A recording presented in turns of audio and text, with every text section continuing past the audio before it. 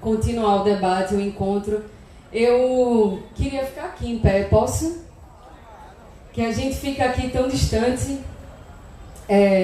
Controla aí o tempo, porque eu sou dessas que se perde, né? De tanto que a gente tem desejo também de estar em espaços assim, de compartilhar. Peço licença para estar aqui nesse lugar com vocês, é um lugar de vocês e que vocês têm construído há muito tempo, juntas e juntos, e compartilhar aqui um pouco também da minha experiência, da minha perspectiva de militância, principalmente junto a uma organização chamada Mirim Brasil. Mas antes de começar uma fala, eu gostaria que vocês se olhassem assim, quem está do lado, e que olhasse bem nos olhos e a gente batesse palmas, porque a gente precisa assim festejar o dia de hoje.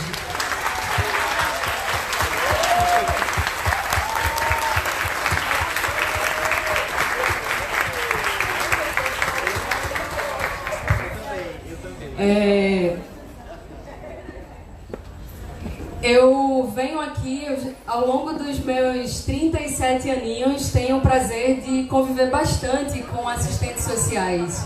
E tive a alegria, Diliane, de aqui poder reencontrar muita gente que não via, inclusive, há alguns anos. E com o CRES e com você, exclusivamente, assim, especificamente, a gente teve em algumas lutas, a gente já está encampando outras nesse momento, mas uma delas, do movimento de infância e juventude aqui no Estado, junto com o CRES, foi para barrar a PEC 171, aquela que queria reduzir a maioridade penal no ano de 2015, e esse assunto volta à tona nesse momento de novo do país. Não sei se vocês já ouviram falar do Mirim Brasil, eu vou falar de onde eu venho e como é que as nossas lutas se encontram, né, na assistência social. Muita gente me pergunta no dia a dia: Silvia, você é assistente? Você é advogada? É professora? E passa só raspando, né? Porque o trabalho que a gente faz no Mirim, que é uma organização que foi fundada para defender e promover direito de criança e adolescente e jovem, acaba lidando no dia a dia com muito do que vocês também lidam. Não é? Nosso trabalho, a gente quer defender, a gente defende direitos de criança de forma universal, só que a forma de pensar a nossa organização e a nossa ação é de realmente estar onde vive a população historicamente negligenciada e oprimida desse país, que é o povo preto, que são as mulheres, que são as crianças, a juventude, que é a população LGBTQI. Mas pra gente, o mais importante disso não é estar lá só, e muita gente diz: vocês fazem brincadeirinha com criança? A gente faz, mas a gente faz um trabalho sobretudo de trazer para uma dimensão de que direito precisa ser acessado como direito e não como uma mercadoria. A gente está para dizer que deve existir um Estado estruturado para atender a dimensão humana de cada um e reconhecendo o quanto o Estado brasileiro e o mundo é racista. E a nossa luta não é só para denunciar o racismo, mas para construir um projeto de Brasil e de mundo que seja antirracista. A gente, e aí a Adi pode também complementar depois do nosso debate, uma das coisas que a gente consegue perceber muito e dialoga com o lidar, né, do serviço social e de vocês que estão em serviços como o CRAS, como o CREAS, em outros programas, como é que a gente precisa desenhar os programas sociais e esses serviços vinculados com outras redes, como a rede da educação,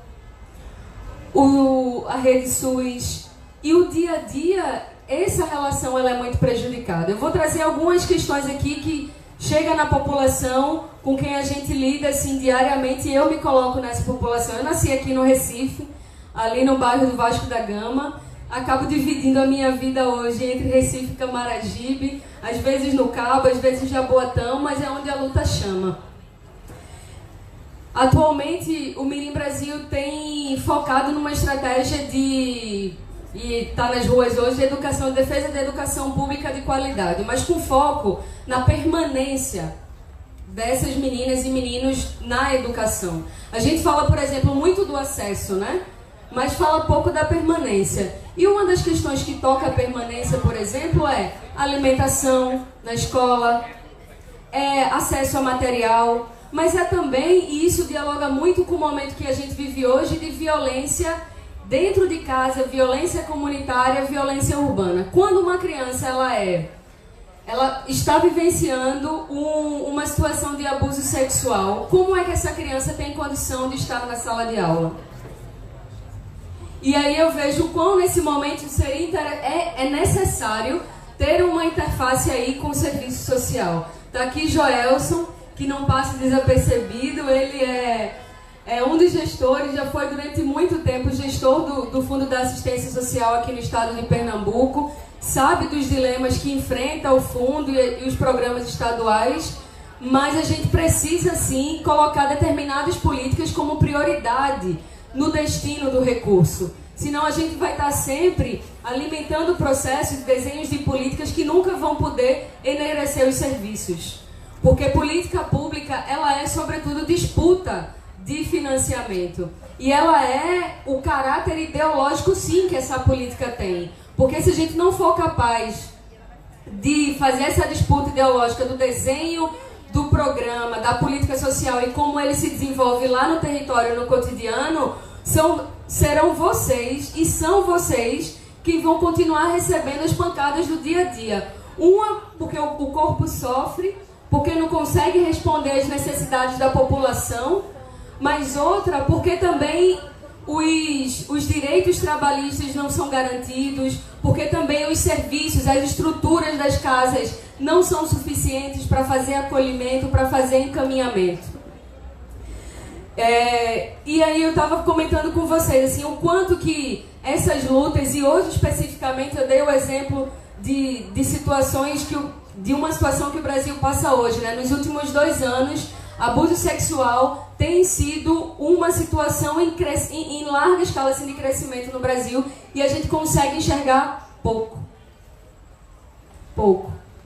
Mas provavelmente tem alguém na nossa rua passando por essa situação, e a gente não consegue enxergar. E quando a gente consegue enxergar, porque alguém sente confiança de compartilhar até um pouco conosco, falta serviço.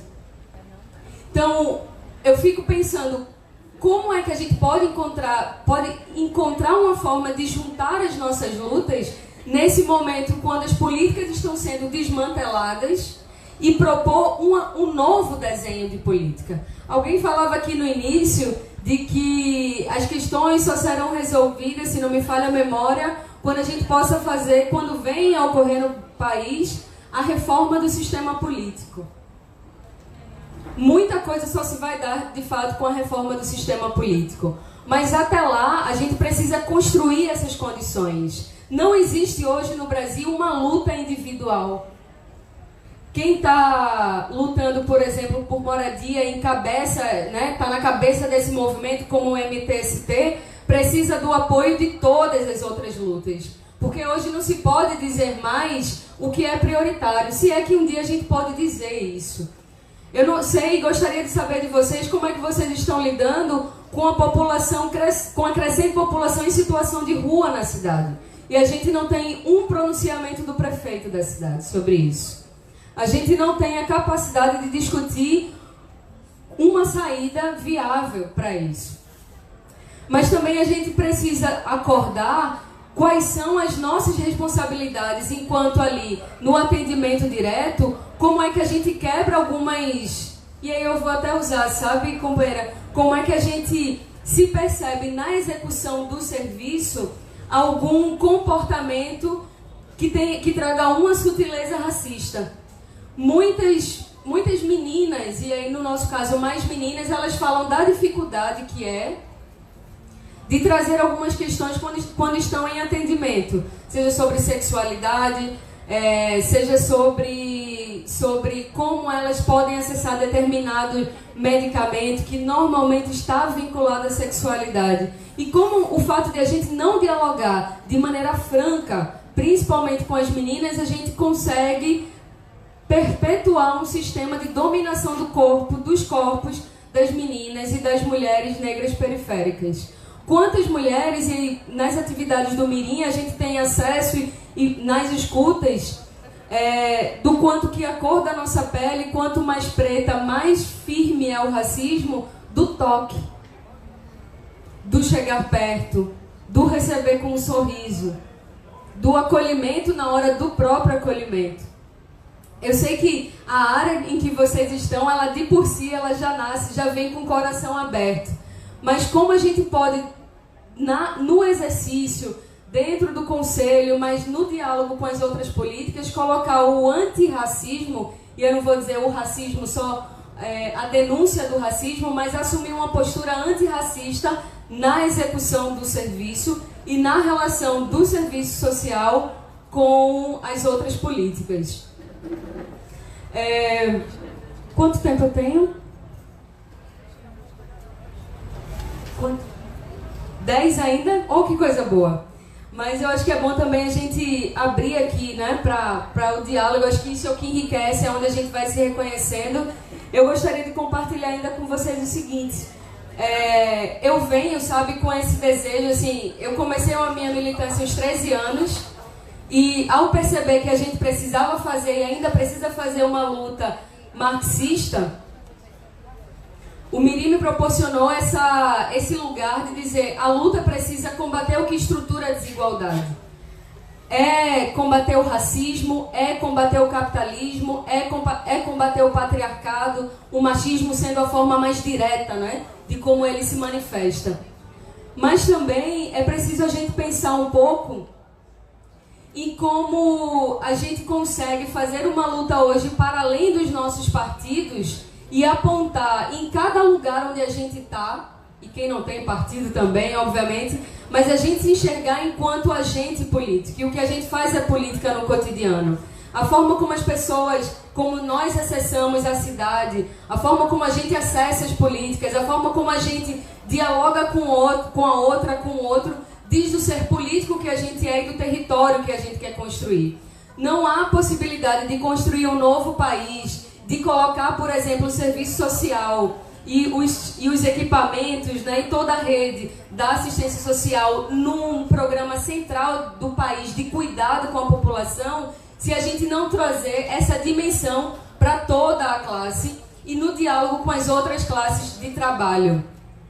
Eu entendo ainda que o desafio aqui no Estado talvez ainda seja maior, porque durante muito tempo nosso Estado sempre foi um lugar de revoltas e revoluções, mas nunca deixou de ser um Estado coronelista, né? Nunca deixou de ser um Estado racista. E o como isso tem passado mandato após mandato nas políticas do próprio Estado, né? E a nossa incapacidade de fazer essas críticas quando a gente está, não a gente é, mas quando a gente está no governo. Muitas vezes, óbvio que, e ainda mais nos tempos de hoje, a gente não sente a segurança para fazer determinados enfrentamentos, mas como classe a gente consegue fazer o enfrentamento. E eu ia dizer, o Mirim jogou e plantou em mim esse desassossego, esse banzo, sabe?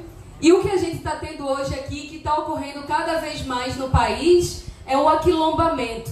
É de a gente se ver, de se reconhecer, de olhar no olho, de se sentir, de criar saídas, de reconhecer o que a gente está fazendo de bom e olhar os desafios que a gente tem pela frente e de somar para vencer esses desafios. Mas também, algo que você tem lido muito Conceição, não é? E eu voltei a ler Paulo Freire. E eu voltei a ler Paulo Freire exatamente no dia 20 de março do ano passado. Basicamente, 6 dias depois da execução política de Marielle. E eu precisava ler Paulo Freire para sair do buraco que eu tinha me metido. E algo muito importante que Paulo Freire traz para a gente, para os dias de hoje, é que a luta, e qualquer luta, ela precisa ser estruturante. Ela precisa abalar a estrutura. Para abalar a estrutura, a gente vai ter que reconhecer que essa estrutura, ela é racista e que a gente precisa fazer uma luta antirracista e precisa ser, sim, feminista, nessa perspectiva de quem precisa mais. Porque, historicamente, foi colocada à margem do processo de desenvolvimento. Aliás, um desenvolvimento que aqui no Estado sempre foi para enriquecer quem já é rico. Se a gente for fazer também uma análise do desenvolvimento desse Estado, ele não proporcionou o desenvolvimento das áreas mais pobres. Há 3 anos, a partir de 2015, 2016, vocês sentiram muito no serviço social o quanto cresceu aqui no Estado os casos de dengue, zika e chikungunya. E nesse momento foi a mulher negra periférica a mais prejudicada e atingida pela tríplice epidemia. Mas o que dizia é que essa tríplice epidemia era democrática. Democrática para quem? Porque a partir do momento em que o mosquito se desenvolve em qualquer água, e, por exemplo, em Nova Descoberta, a gente tem do início até o final da Avenida Nova Descoberta esgoto do lado esquerdo e do lado direito céu aberto, de que adianta dizer, e era a mulher para tirar a água do vasinho, para que ela se cobrisse dos pés à cabeça, para que dormisse de mosquiteiro, para que tivesse o ventilador, que colocasse o incenso, tanta coisa, e além do mais, sempre colocando sobre a mulher a responsabilidade da própria defesa, mas, no entanto, o esgoto a céu aberto na porta da casa dela não continuava, mas continua aberto. E o quanto dessas mulheres chegaram aos serviços de vocês? Vocês atenderam aqui alguma mulher com alguma das viroses? Sim? Pois é, esse é um dilema muito grande, que é o que vocês não vão resolver a situação. Vocês acolhem essa demanda porque ela chega de um fracasso da política de saneamento da cidade. Que não é só da cidade, é do Estado. É do Estado. E o quanto, por exemplo, então, que essa luta do serviço social precisa estar articulada com o desenvolvimento urbano. Porque senão a gente não vai poder avançar e serão sempre os serviços como um CRAS que vai receber essa demanda ou como uma unidade de saúde da família. E esses serviços nunca com potencial a 100% de poder atender e de poder dar tratamento. E além do mais, para uma situação dessa como a tríplice epidemia, que teve uma baixa, mas uma pessoa que teve zika, ou que tem hospedado em si o vírus, não sabe em que momento ele pode se manifestar, mas por uma deficiência do Estado e que chega na assistência. Um dos dados que a gente precisou checar foi quantas dessas famílias atingidas pelas arboviroses estavam no CadÚnico. Esse, Joelson, foi um dado muito difícil de ter acesso. E isso é outra coisa, por exemplo, para a política da assistência social. A gente precisa, principalmente nos instrumentais que vocês utilizam, começar a gerar dados desagregados para poder melhorar a política. Hoje a gente não sabe na cidade do Recife quantas meninas negras de escola pública estão grávidas. E que tipo de suporte, de apoio, de atenção elas precisam. Então, melhorar o serviço em que vocês trabalham, eu entendo e eu me coloco na luta com vocês, também é parte da nossa atuação no Mirim Brasil. A gente tem tido um olhar específico sobre essa questão dos dados, mas também a gente está na luta com vocês para as questões da classe, né, para as questões trabalhistas e para qualquer outro assunto que vocês queiram travar e que acharem, considerarem que o Mirim Brasil pode chegar, ou até mesmo que a gente possa levar algum caso para o Conselho Estadual de Direitos Humanos. Eu vou fazer isso de coração pulsante, com um banzo correndo nas veias. Muito obrigada.